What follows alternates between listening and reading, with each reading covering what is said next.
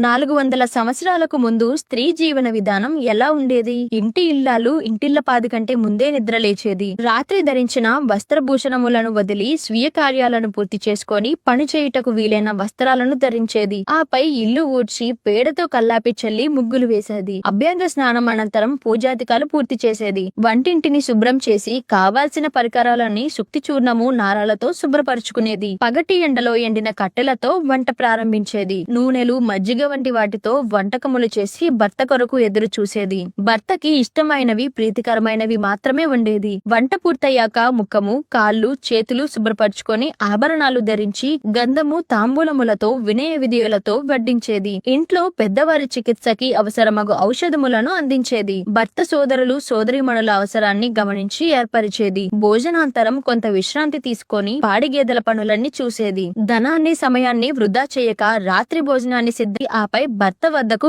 ఏకాంతముగా చేరేది. భోజనాలన్నీ సక్రమంగా వస్తున్నాయా? రావట్లేదు. సర్లే, మీకు ఖచ్చితంగా నేను న్యాయం చేస్తామా? ఏటీడబ్ల్యూనా ఇక్కడ ఏం చేస్తా ఉన్నావు? ఒకటి చక్కగా లేదా ఈడా? మీ అందరు ఉద్యోగాలు పోతాయి చెప్తా ఉన్నా. ఏం చేస్తా ఉన్నావు? ఏం తనిఖీలు చేస్తా ఉన్నారు?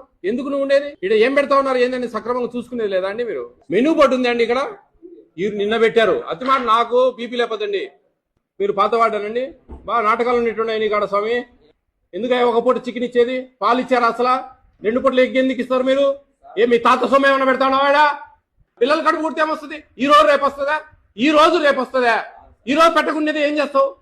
ఆ బిల్లు ఏమో చేసుకుంటావు. మీరేమో మెత్తగా బాగా. మీ పిల్లలు అయితే అట్లే చేస్తారా? 2 పూటల చికెన్ ఎందుకు పెడుతున్నారా?